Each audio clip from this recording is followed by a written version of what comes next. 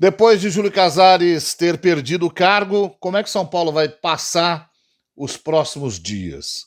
Esse é o assunto que a gente tem hoje aqui na nossa resenha da semana do canal Tricolaço. A gente fala disso agora por aqui. Como é que você tá? Tudo beleza por aí? Esse é o nosso canal Tricolaço para falar das coisas do São Paulo Futebol Clube e com os detalhes do que pode vir aí essa semana. Deixa eu só arranjar aqui. Muito bem. Bom, Harry Maci Júnior assumiu o comando do clube, deu sua declaração depois da saída do Casares, dizendo que estava triste porque não esperava assumir o clube numa situação como essa. É uma declaração forte e importante, ele tem razão. Essa não é uma situação para comemorar, é uma situação para lamentar que um clube como São Paulo, com tudo que construiu ao longo do tempo, tenha chegado nessa situação agora em 2026, 4 anos antes do seu centenário. Bom, o que sobrou foi uma enorme bagunça que vai ser colocada em ordem aos poucos, do que a gente leu e do que a gente recebe de informação de dentro do clube. Uh, que o Macis tomou algumas decisões de coisas que ele pretende fazer logo de saída, e a primeira delas é pôr em dia o salário dos jogadores. É um absurdo que o São Paulo ainda tenha que conviver com essa informação do salário atrasado, né? Porque ela já vem de uma cultura completamente superada, uma coisa muito anos 90 e início dos 2000, e que a diretoria do São Paulo, a última, tratava como uma coisa normal. A gente viu nas entrevistas do Belmonte, ele tratando como normal. Ele que era um diretor de futebol estatutário, que era o cara tido como aquele que negociava pelos jogadores, tratava isso como normal, como algo normal. Um absurdo, né? Sem nenhum sentido. Ele ainda contou que havia um hábito no São Paulo de, mesmo que atrasasse todo mês, quando chegava no fim do ano, punha tudo em dia. E pelo que se sabe, esse ano nem isso foi feito, né? Tanto é que tem atraso ainda aí. E é isso que o Macis quer colocar em dia, pelo que a gente colocou, pelo que a gente entendeu. As outras coisas é observar os contratos todos, o que está pegando nesses contratos aí, o que está para acabar, o que vai ser renovado e o que não vai, e tentar mexer com reforços na medida do possível. Há a informação de que ele não continuaria com o Rui Costa, mas eu acho que isso precisa esperar para confirmar, até porque o São Paulo não tem o Muricy hoje, está internado. O São Paulo só tem o Rui Costa, porque não tem mais o Belmonte. Se ele sair, não tem ninguém cuidando do futebol. Então, se tem alguma possibilidade dele sair, tem que ser para depois da volta do Muricy. Tem essa história aí de que talvez o Rafinha viesse para fazer o que faz o Muricy hoje. Mas tudo isso aí sim é bastante especulação, porque oficialmente não foi dito nada disso. Há quem diga que ele teria dito que quer o Rafinha, enfim. Preciso ver, né? Se o Rafinha vier, ele vai trabalhar com o Muricy não volta mais, quando voltar o Muricy reassume, como é que funciona? Precisa ser explicado. Né? E outras coisas também que estão meio fora da ordem, precisam ser explicadas. Eu acho que a principal delas ao longo do tempo, tomando pé das finanças do clube, que é uma das decisões tomadas ali, eu acho que a grande resposta que ele pode dar para o universo são paulino é porque o São Paulo fez mais dinheiro nessa gestão do que na outra e deve mais do que na outra. É como se o dinheiro tivesse entrado, mas passado por um ralo. Então você recebe mais, mas gasta e aumenta a dívida. Ué, mas antes você não recebia e tinha uma dívida menor. Qual é a explicação que até hoje não foi dada? Isso é algo que vai ter que ser explicado também. Outra coisa,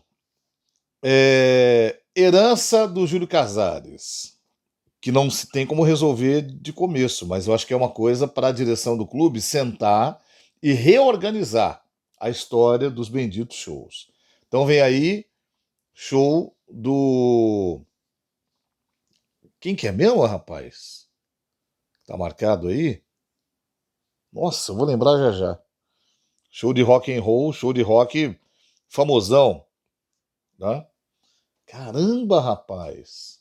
Pô, banda das maiores da história, e daqui a pouco eu vou lembrar. Mas o fato é que vai ter o show no final do mês de fevereiro.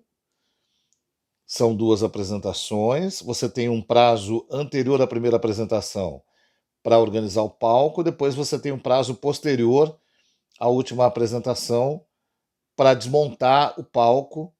E tudo isso vai acontecer em meio às semifinais do Campeonato Paulista, quando o São Paulo tiver que talvez disputar um jogo de volta em casa, não haverá Morumbi para jogar, e pelo menos o primeiro jogo da final do Campeonato Paulista também não haverá estádio para o São Paulo jogar, caso ele seja o mandante. Olha que coisa pavorosa que os caras arrumaram. AC/DC. Estava tentando lembrar, AC/DC. Show do AC/DC em fevereiro. Então, do dia 24 para frente, até o dia 8 de março, o São Paulo teria que disponibilizar entre o período de preparação, mais as apresentações, mais o período de desmontagem, o Morumbi para o AC/DC. E dane-se a final do Campeonato Paulista, dane-se a semifinal do Campeonato Paulista. Aí tem gente falando assim, pô, mas melhor não classificar. Ok, mas e se classificar? Você abre mão de jogar no Morumbi? Porque o AC/DC vai cantar? É brincadeira, né? É disso que a gente fala.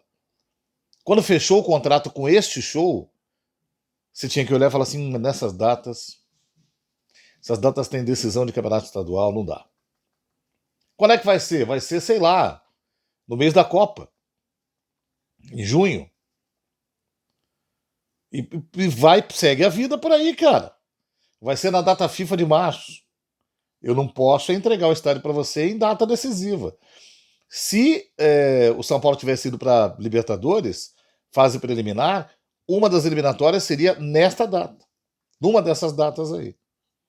Então, olha a herança terrível que ficou na história dos shows. Aquelas que ainda terão que ser resolvidas. Em princípio, acho que ninguém vai mexer nesse contrato. Nem tem que mexer, é o que eu disse no outro vídeo. Não é, o São Paulo não tem que deixar de fazer show. Agora, os shows que acontecem no Morumbi tem que deixar de atrapalhar a vida do São Paulo em jogos importantes. As datas precisam ser pensadas para que os shows aconteçam quando há mínimo risco de atrapalhar o desempenho da equipe. E não pode ser 2 semanas de Morumbi fechado, cara. Isso tem que ser fora de cogitação. Então, renegocia tudo, repactua datas e tudo mais. Se não, encerra, até porque o contrato eu já disse aqui.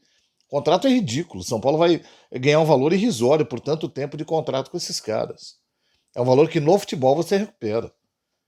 Eu sempre digo que se fosse um valor muito maior que o de futebol, ok, mas não é. Então é coisa para ser revista também.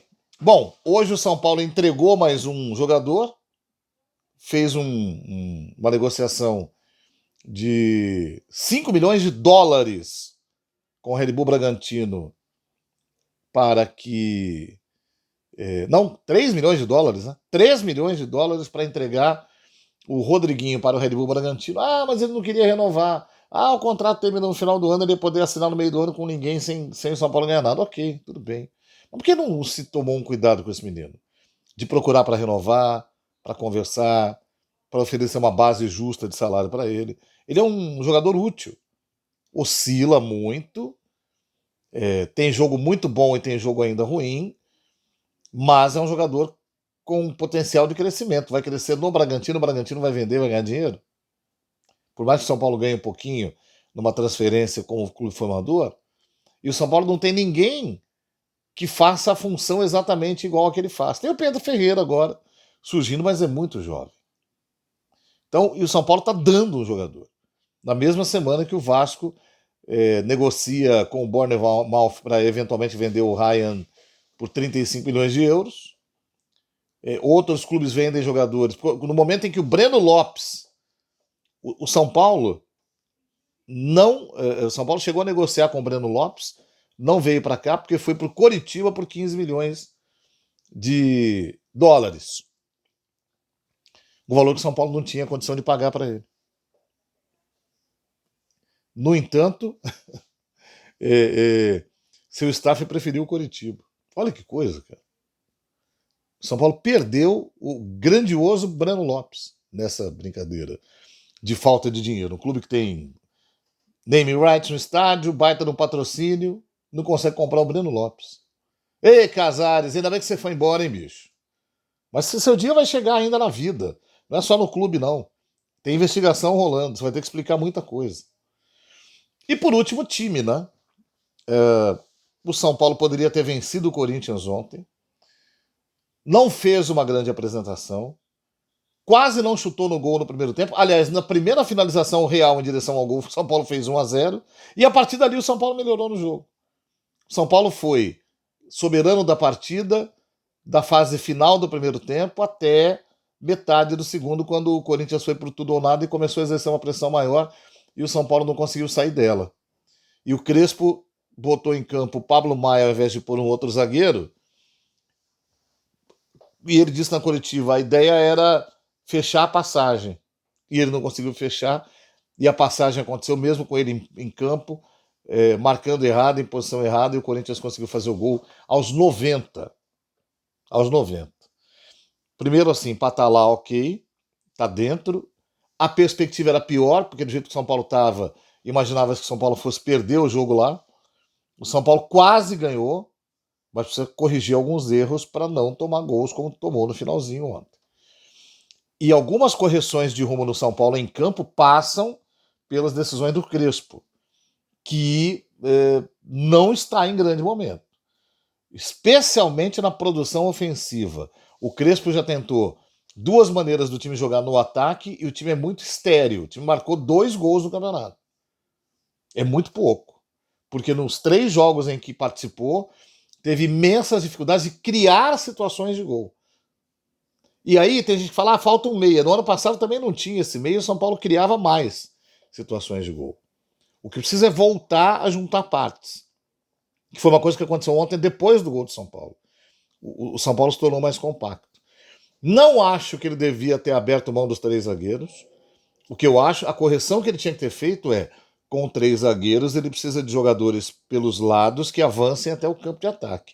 Não adianta você ter 3 zagueiros e ter o Enzo Dias, não adianta você ter 3 zagueiros e ter só o Cedric. Você tem que ter Mike de um lado, o Wendel do outro. Os dois trabalham mais à frente.